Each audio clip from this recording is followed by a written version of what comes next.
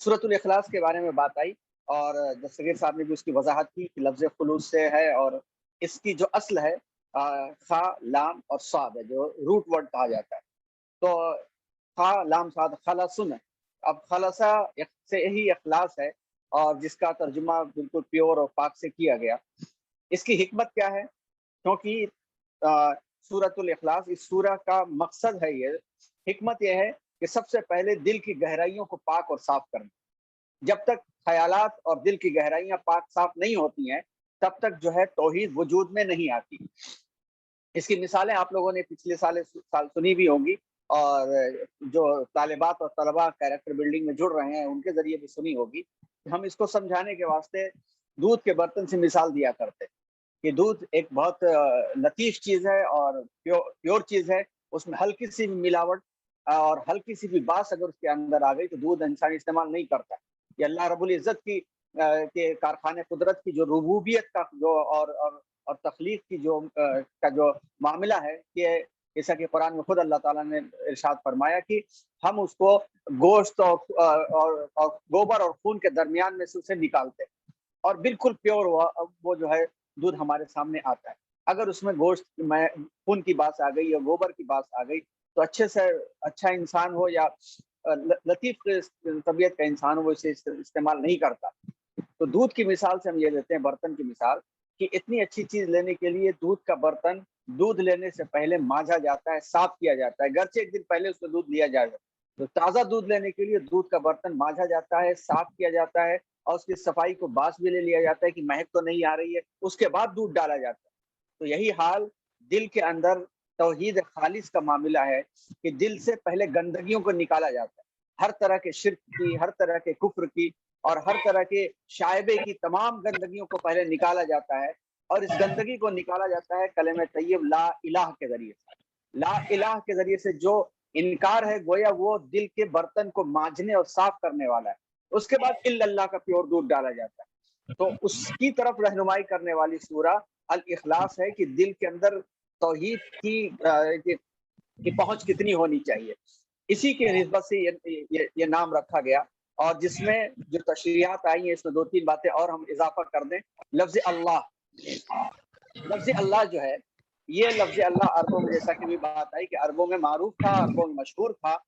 और पहले से ये लफ्ज़ था। तारीखी पस मंज़र को देखा जाए तो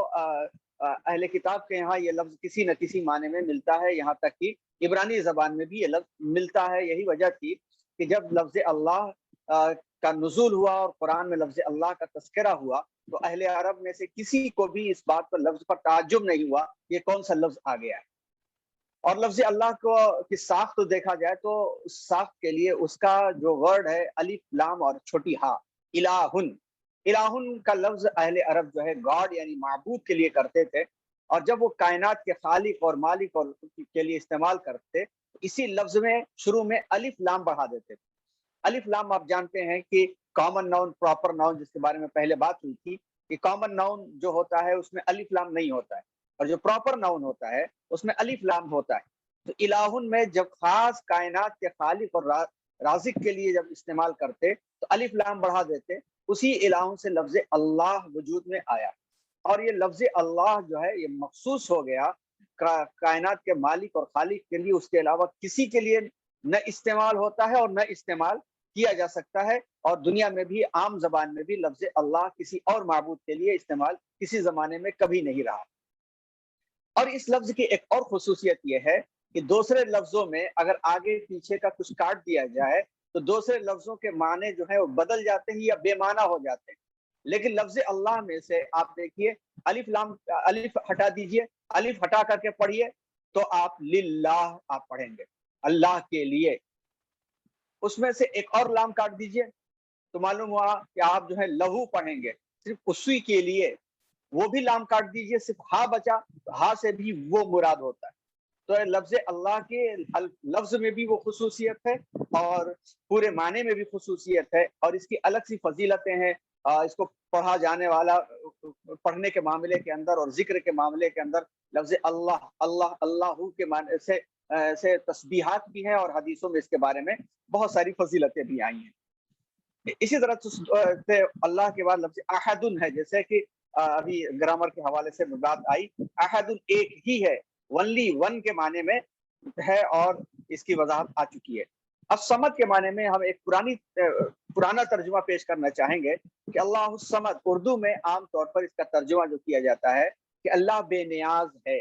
اب بے نیاز سے مفہوم تو سمجھ میں آ جاتا ہے، لیکن معنی کی وہ گہرائی نہیں سمجھ میں آتی کہ جسے الصمد کی وضاحت ہو سکے۔ بے نیاز اردو میں اس کو کہا جاتا ہے جس کو ضرورت نہیں۔ اب ایک آدمی کا پیٹ بھر گیا تو کہتے ہیں بھائی کھانے سے بے نیاز ہے، کپڑا پہن کر کے وہ عادی ہو چکا ہے اور کہتے ہیں فیشن سے وہ بے نیاز ہے۔ لیکن اردو میں جو بے نیاز کا مفہوم پتہ چلتا ہے، اس میں یہ بھی معنی نکلتا ہے کہ کہیں نہ کہیں وہ ضرورت مند ہے۔ مگر اس کا ترجمہ شاہ عبدالعزیز صاحب رحمۃ اللہ علیہ، جن کے خاندان سے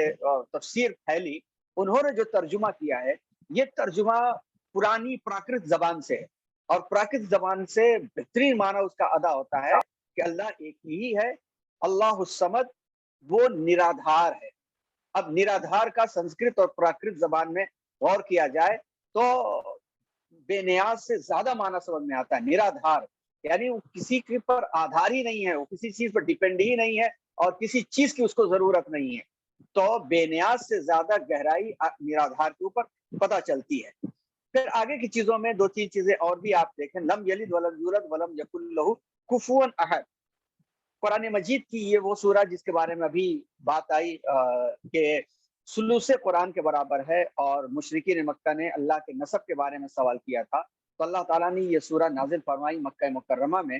اور اس سورہ میں صرف ایک سورہ کے اندر تمام ازمز کا جواب ہے، اور اتنا جواب ہے کہ آج بھی دین کے نام پر جو ازمز بنائے جا رہے ہیں، اللہ کو چھوڑ کر کے دوسری جگہ سے اپنی حاجتیں پوری کرانے کے بارے میں بات کہی جا رہی ہے، ان تمام کا تمام کی جڑیں اس میں اکھاڑ دی گئی ہیں۔ کیوں؟ اس میں سے دو تین مثالیں ہم آپ کو دیں کہ جو مکے میں مشرکین اور کفار تھے، آپ غور کریں گے تو آپ کو کبھی کبھی حیرت ہوگی کہ جب مکے میں دین حنیف تھا، دین حنیف کا مطلب سیدنا حضرت ابراہیم علیہ السلام کے طرز پر دین چل رہا تھا، اور حضرت ابراہیم علیہ السلام کا لقب حنیف تھا، جیسا کہ قرآن میں ہے حنیفن۔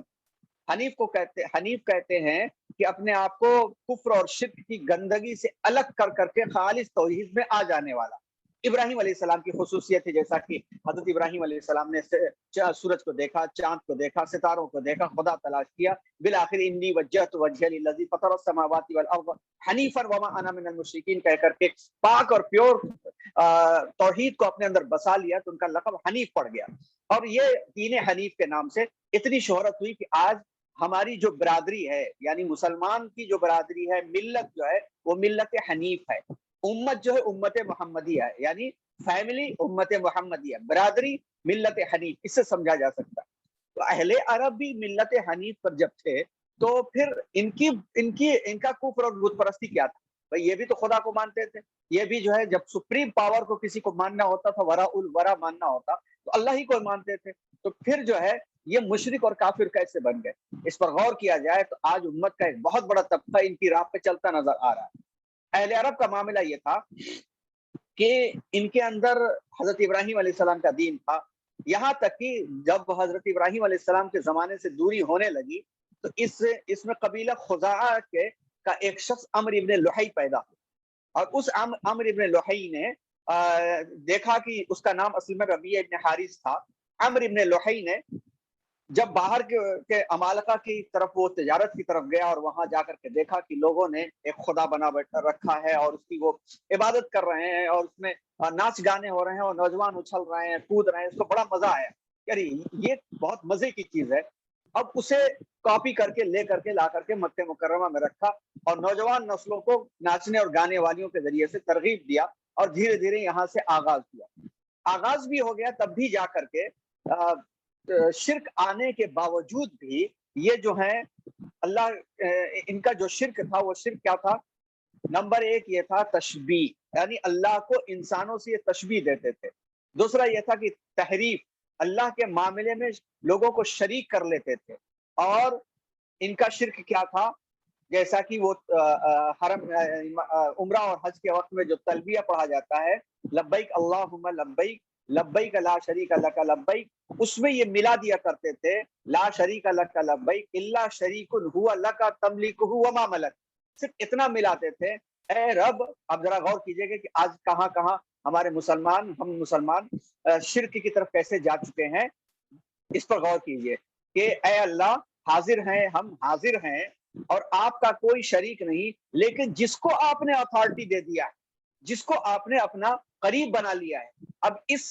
कॉन्सेप्ट और इस मफहूम के एतबार से देखा जाए तो उम्मत मुस्लिमा का भी एक बड़ा तबका जो पैगंबरों को, जो वलियों के बारे में, जो अल्लाह के नेक बंदों के बारे में ये तफसीरियात करता है और ये जहन में ख्याल रखता है कि अल्लाह ताला ने कुछ ताकतें इन्हें दे दी और अल्लाह उनकी सिफारिश को कबूल फरमाते हैं। यही ख्याल तो अहले अरब का था, जहां से बुत परस्ती का आगाज हुआ था। आज उम्मत मुस्लिमा के एक बड़े तबके में भी बुत परस्ती का आगाज हो चुका है। अभी तस्वीर भी अब घरों में लटकाई जाने लगी है, उस पर फूल माला पड़ने लगी है और उनके नामों के कभी न कभी वजूद में आकर के उनके घरों में आ जाएंगे। इस तरह से दिन निकल जाएगा।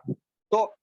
मुशरिकीन की इस शिर्क की एकदम से नफी अल्लाह तबारक व तआला ने कर दी थी कि वलम यकुल लहु कुफुवन अहद।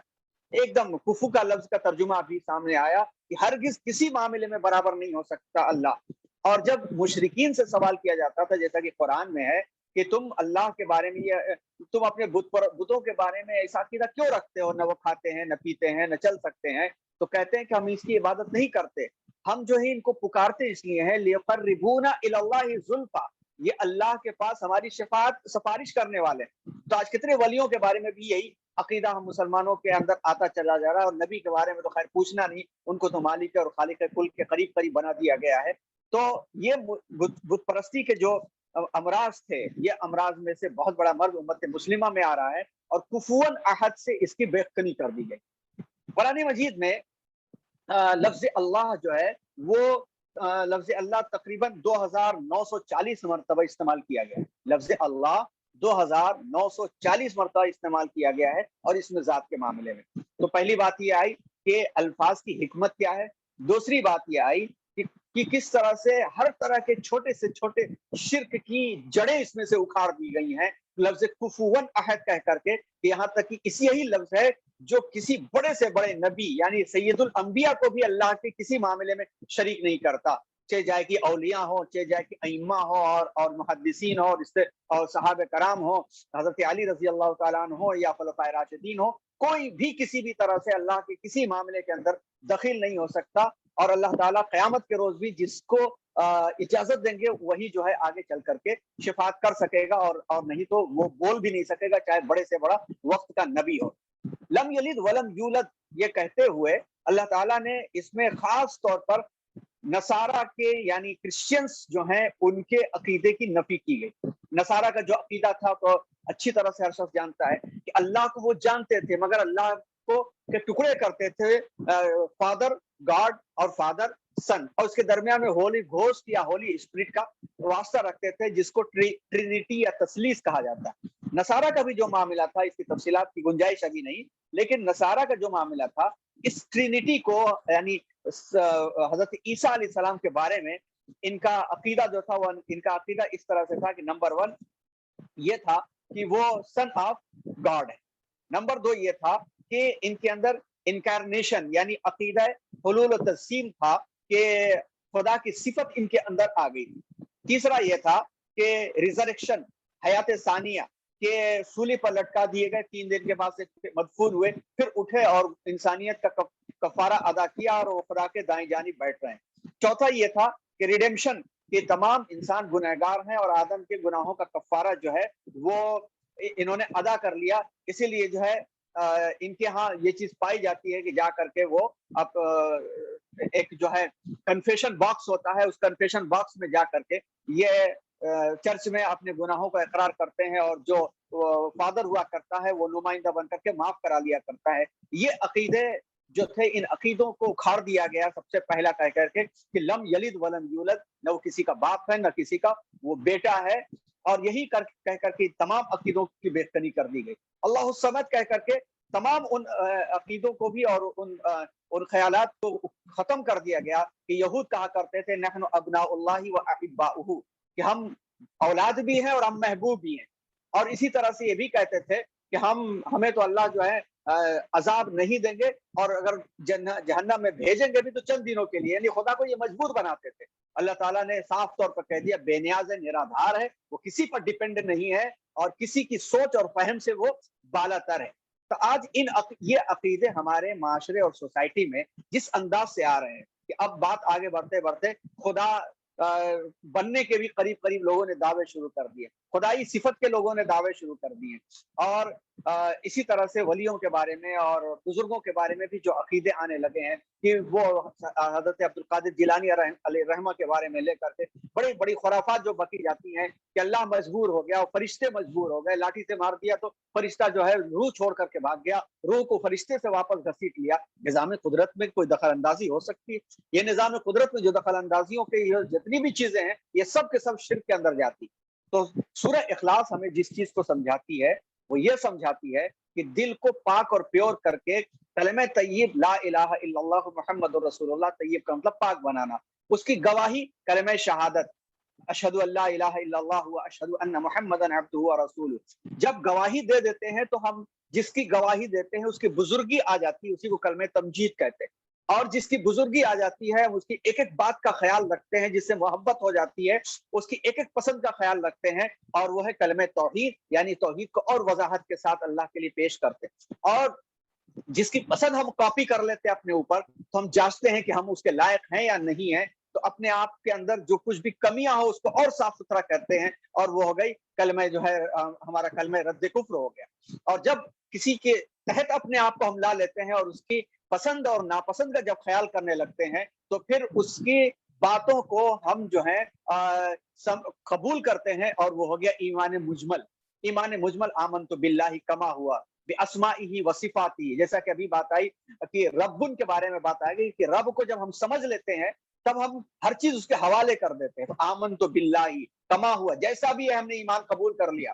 باسمائہ اس کے نام کو بھی بلا شک قبول کیا، وصفاتی اور اس کے تمام ایٹریبیوٹس اور صفات کو بھی ہم نے قبول کیا، وقبل تو جمیع احکام ہی، وہ ہماری ضرورتوں سے ہم سے زیادہ وہ واقف ہے اور ہم سے زیادہ جاننے والا ہے، ہم سے زیادہ خیال رکھنے والا ہے، اس کے تمام احکام کو ہم نے قبول کیا۔ جب یہ قبولیت ہو جاتی ہے، جب ہم ٹرمز اور کنڈیشن پر سگنیچر کر دیتے ہیں، اور جب ہم کسی جگہ اپلائی کرتے ہیں ٹرمز اور کنڈیشن پر سگنیچر، پورے سال بھر کے سلیبس کی اسٹڈی کر کے نہیں کرتے، ایڈمیشن لینے کے لیے صرف سامنے دیکھ کر کے اور ہم ٹرمز اور کنڈیشن پر سگنیچر کر دیتے ہیں، سگنیچر کرنے کے بعد سے پھر ہم سلیبس اور یونیفارم اور پورے سسٹم کو فالو کرتے ہیں۔ تو اس ایمان مجمل کے بعد سے پھر ایمان مفصل پر بھی ہم یقین رکھتے ہیں کہ آمنت باللہ و ملائکتہ و کتبہ و رسلہ والیوم الآخر والقدر خیرہ و شرہ من اللہ تعالی والبعث بعد الموت، 7 چیزوں پر ہمارا پکا ایمان ہو جاتا ہے، اور اس پر یقین رکھتے ہیں کہ ان کا وجود ہے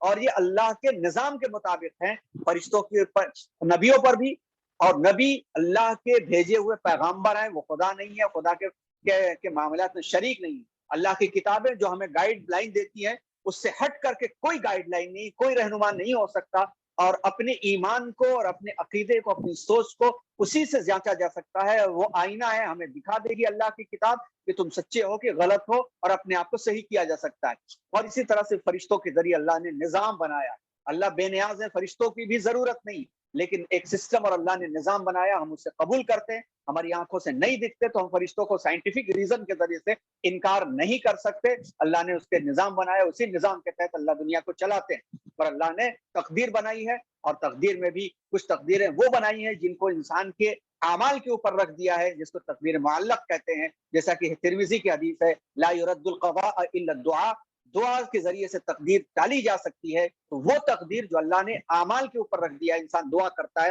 مصیبتوں مشکلوں سے بچنے کے لیے اللہ راہ فراہم کر دیتے ہیں۔ تقدیر مبرم، اللہ نے کچھ طے کر دیا ہے کہ کہاں مرنا ہے، کب مرنا ہے، کتنا کھانا ہے، یہ چیزیں اللہ نے طے کر دیا ہے، اس پر بھی ہمارا ایمان ہے۔ اور صرف یہی زندگی نہیں ہے، آخرت والی بھی زندگی ہے اور دوبارہ اٹھائے جانے والی زندگی ہے۔ یہ جتنی بھی چیزیں تھی سب کی سب سورۃ اخلاص کو پڑھنے سے سمجھ میں آتی ہیں۔ اس کے علاوہ ایک اور عنوان ہے جو انشاءاللہ اگلے مرحلے کے اندر جب قرآن کے الفاظ اور قرآن کے مضامین پر غور کیا جائے گا تو لائی جائیں گی۔ قرآن مجید میں توحید کے بارے میں براہ راست جن آیتوں میں الہن واحدن اور لا الہ کا تذکرہ ہے، لا الہ الا هو الرحمن کا تذکرہ ہے، لا الہ الا هو الحی القیوم کا تذکرہ ہے، لا الہ الا هو والملائکۃ واولو العلم کا تذکرہ ہے، لا الہ الا هو العزیز الرحیم کا تذکرہ ہے، یعنی اللہ کی وحدانیت کا تذکرہ ہے۔ یہ تقریباً 85 مرتبہ 85 ٹائمز ہیں۔ تو 85 ٹائمز کا مطلب کیا ہو گیا کہ 85 رکوعوں سے ان کا تعلق ہے اور 85 مقامات کا ان کا تذکرہ ہے۔ تو قرآن مجید کی کم و بیش بعض محققین کے اعتبار سے 6666 آیتیں اگر ہم مانتے ہیں تو اس اعتبار سے بھی سورہ اخلاص 1/3 قرآن کے برابر ہو گیا۔ اور آخر میں یہ بات عرض کر دیں کہ قرآن میں کے نزول کے جو اہم مقاصد میں سے 3 چیزیں بہت اہم ہیں۔ ایک ہے توحید، دوسری ہے رسالت، تیسرا ہے معاد یعنی آخرت۔ توحید انسان کی حقیقت اور حیثیت اور اللہ اور بندے کے درمیان کے اللہ کی عظمتوں کو اور اللہ کے یقین کو بتاتا ہے، اور رسالت اللہ اور بندے کے درمیان میں وہ راستہ ہے جس رابطے کے ذریعے سے اللہ اپنے بندوں سے ہم کلام ہوتا ہے، اور آخرت جس کے واسطے انسان کو بھیجا گیا ہے کہ دنیا آخرت کی کھیتی ہے اور دنیا کے تیاری کا مقام بنایا جائے تاکہ آخرت میں اس کے لیے مل سکے۔ اور اسی کے واسطے مثالیں بیان کی گئی قوموں کی، اسی کے واسطے توحید کے واسطے آسمان و زمین کی تخلیق کے بارے میں کہا گیا، علوم بیان کیے گئے، سائنٹیفک سوچ کی طرف ابھارا گیا۔ آسمان کو تم دیکھو، ستاروں کو تم دیکھو، اور اپنے انفس پہ تم غور کرو، اور آخرت کی مثالیں بہت دی گئی، جنت اور جہنم کا تذکرہ کیا گیا، جنت کی بشارتیں دی گئی اور جہنم سے خوف دلایا گیا۔ یہ تمام کی تمام چیزیں قرآن مجید میں ہیں، جس میں سورہ اخلاص کی یہ آیتیں اور اس کے مقاصد، جیسا کہ آپ دیکھیں تو احد 85 آیتیں اس سے ریلیٹڈ مل جائیں گی۔ پھر اسی طرح سے سمدن، اللہ بے نیاز ہے تو اس کی بے نیازی کی مثالیں مل جائیں گی کہ قوم نوح نے سرکشی کی اور بغاوت کی، تو سرکشی کے نتیجے میں اللہ نے عذاب میں مبتلا کیا، اور عذاب میں جب حضرت نوح کا بیٹا بھی مبتلا ہو گیا تو نبی کی دعا اپنے بیٹے کے لیے کام نہیں آئی، اللہ بے نیاز ہے۔ اور لم یلد ولم یولد، نصارہ کا تذکرہ بہت زیادہ ہے قرآن مجید کے اندر، لم یلد ولم یولد میں پورا کا پورا سما گیا، اور ولم یکن لہ کفوا احد، اس کے برابر کوئی نہیں ہے۔ یہود کا اور ہنود کا اور اسی طرح سے مشرکین کے تمام عقیدے اور ان لوگوں کے عقیدے جو اپنے ولیوں کو، اپنے بزرگوں کو، اپنے نبیوں کو خدا کا سفارشی یا خدا کے کاموں میں دخیل بنا دیتے ہیں، سارے کے سارے عقیدے نکال دیے گئے۔ تو اس میں یہ بھی دیکھا جائے تو صاف طور پر سمجھ میں آتا ہے کہ سورہ اخلاص تیسرے تہائی قرآن کے برابر ہے۔ اس طرح سے قرآن مجید میں آج الحمدللہ سورہ اخلاص کے بارے میں ایک مختصر سی اسٹڈی پوری ہوئی، اور جزائے خیر عطا فرمائے اللہ تبارک و تعالیٰ پورے ٹیم ممبران کو اور